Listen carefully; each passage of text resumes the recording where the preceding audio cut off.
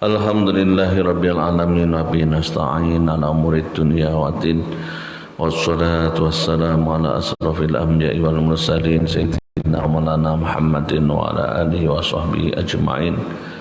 Allahumma salli wa sallim wa barik ala sayyidina Muhammadin nabil ummi. Allahumma salli ala sayyidina Muhammad salatan takunu lana ridwan wa lahiqu adan wa atuhil wasilah wa ba'as maqamah mahmudan allati wa'dah وجزيه عنا ما هو أهل وجه أفضل ما جزيت النبيا أمة رسول الله على جميع إخوانه من الأنبياء والمرسلين صلوات الله وسلامه عليهم أجمعين. Amma ba'du, bapak-bapak, ibu-ibu jamaah masjid Nurul Maunah yang dirahmati Allah, kita panjatkan puji syukur kita kehadirat Allah Subhanahu wa ta'ala atas segala karunia nikmatnya yang diberikan kepada kita sehingga mampu menjalankan ibadah bulan puasa pada tahun ini dengan keadaan sehat, lancar, nyaman, didukung oleh situasi, kondisi cuaca yang juga bersahabat.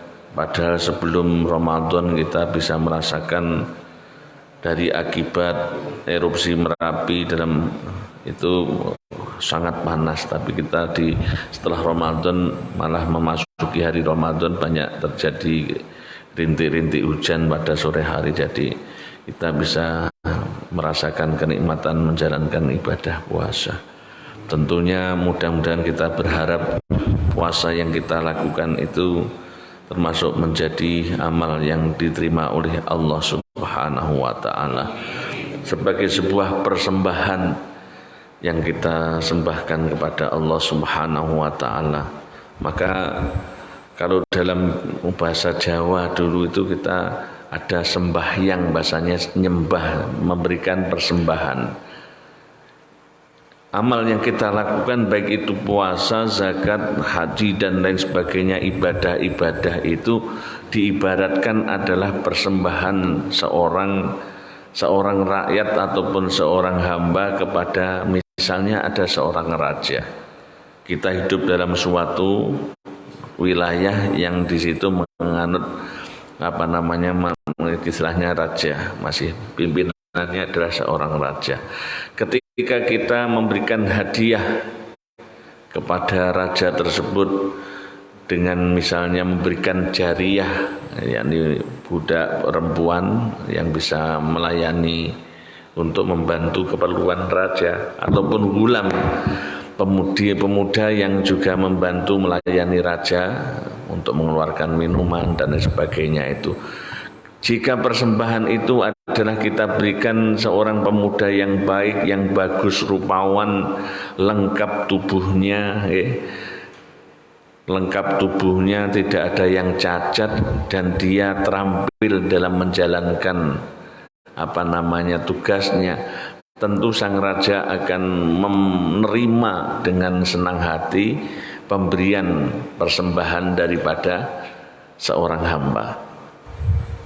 Sebaliknya, jika ada seorang rakyat memberikan persembahan kepada rajanya itu seorang jariyah atau gulam, di mana yang dipersembahkan adalah jariyah atau gulam yang dalam keadaan cacat, bisu, ataupun dia buta, atau dia tidak bisa mendengar, kakinya malah buntung atau tangannya buntung, tentu raja akan sulit menerima daripada persembahan seorang rakyat yang demikian. Bahkan kalau bisa-bisa ditolak dan dikembalikan dan menyebabkan murka sang raja.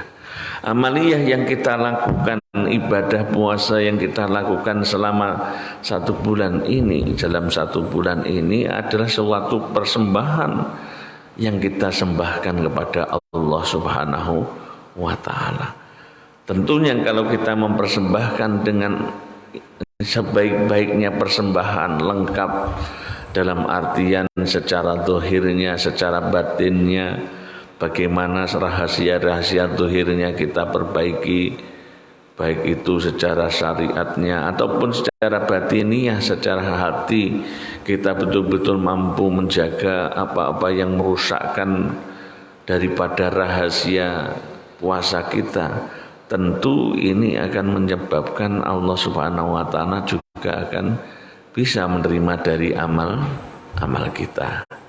Saged dipahami nggih contoh menika nggih insyaallah.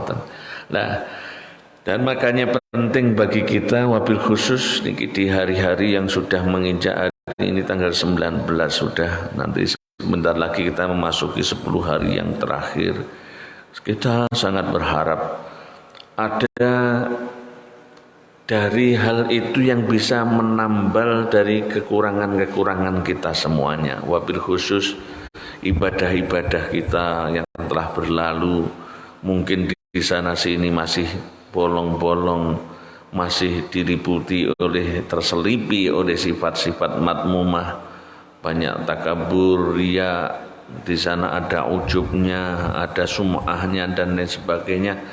Tentu kita ingin mendapatkan salah satu kompensasi dari salah satu hari yang sangat istimewa yang disiapkan oleh Allah Subhanahu wa taala, yakni Lailatul Qadar. Nah, Lailatul Qadar sendiri menurut ulama ada yang menyatakan bahwasanya di situ adalah malam allati tuftahu biha abwabus samawat. Yang namanya malam Lailatul Qadar adalah malam di malam Allah membukakan pintu-pintu langit.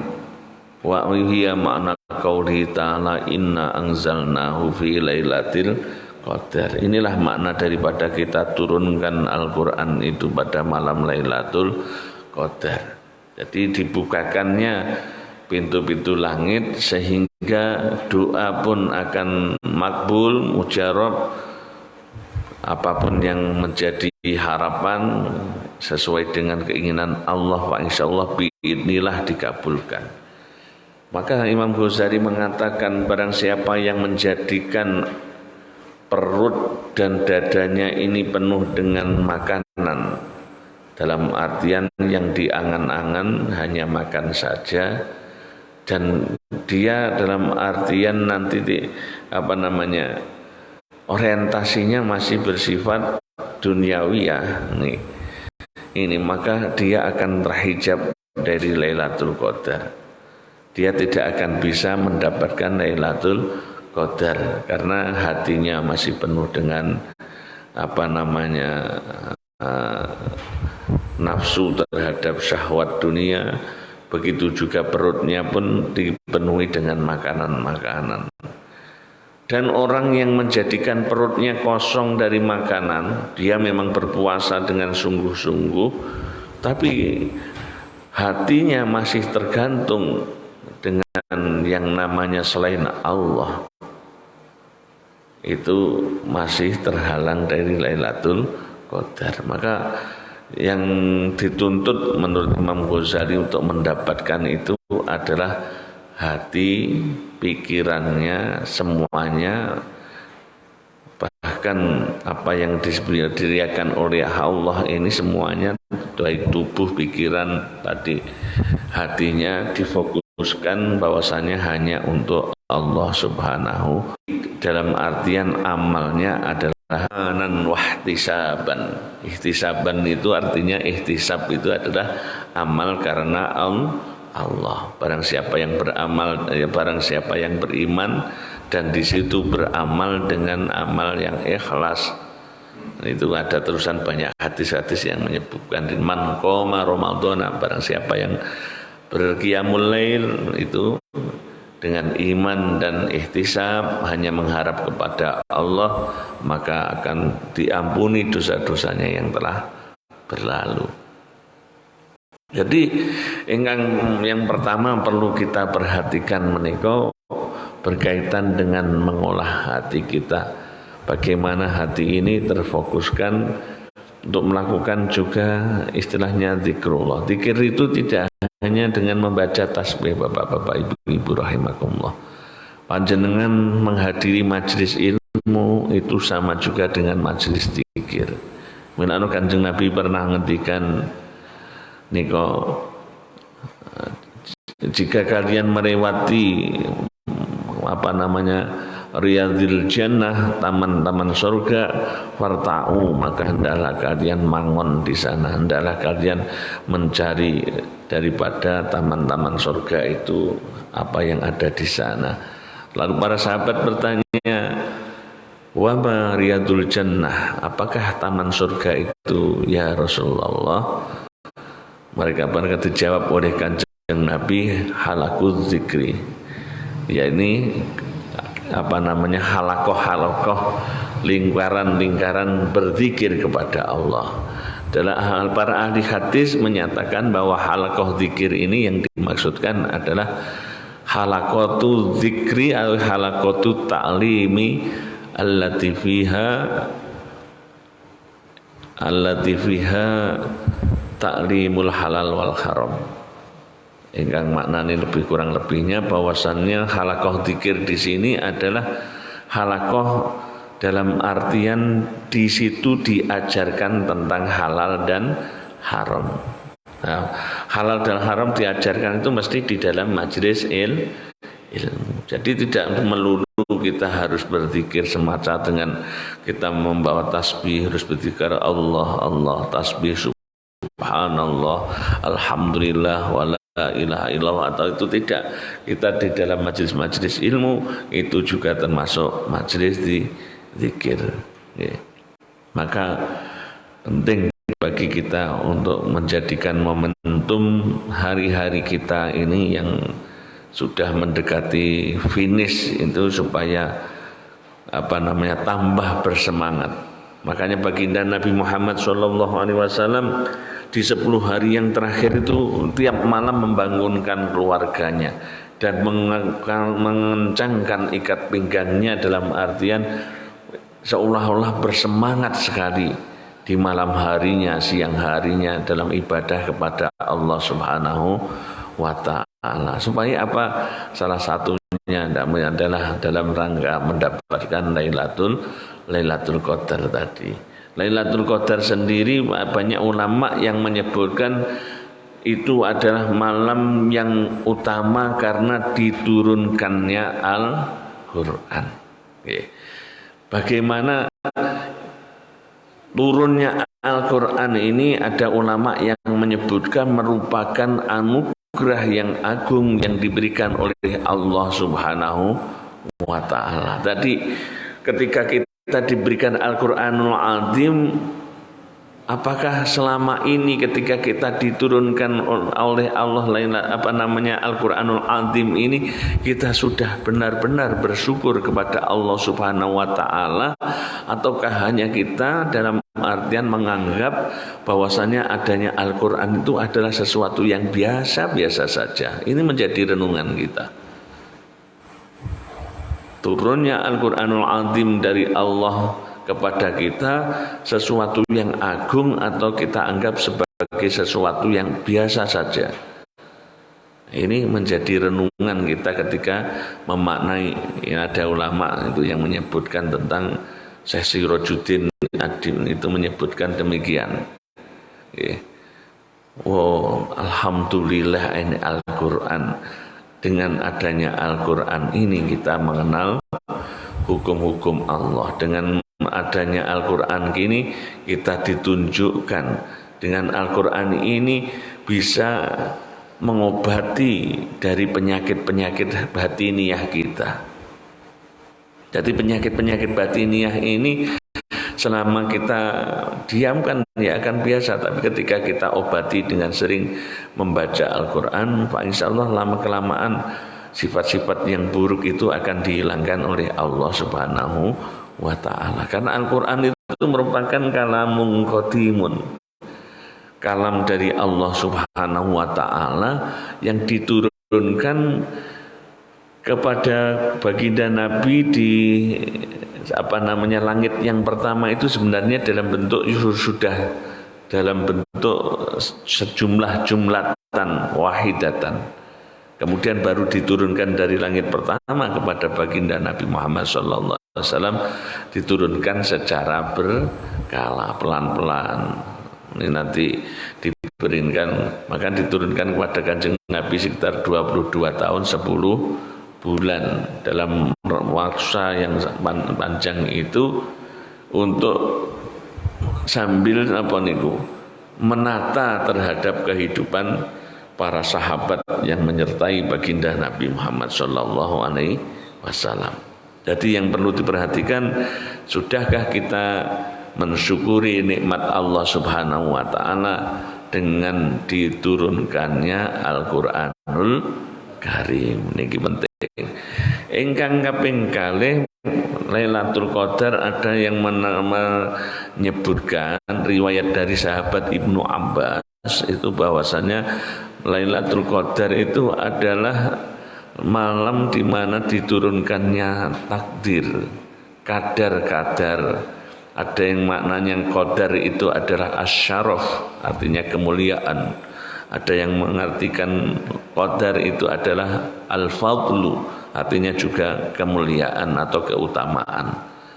Jadi ada ulama yang berpendapat bahwasannya pada malam Lailatul Qadar itu setiap hamba dituliskan baginya rizkinya, kesehatannya, umurnya, bagiannya dari nasib-nasib yang Allah Subhanahu wa taala itu berikan. Itu ada yang menyebutkannya diturunkannya pada malam Lailatul Qadar. Sementara kita memahami pembagian rizki, kesehatan, anugerah apapun dari Allah itu biasanya kalau kita yang memahami diturunkannya pada malam nisfu Sya'ban gitu.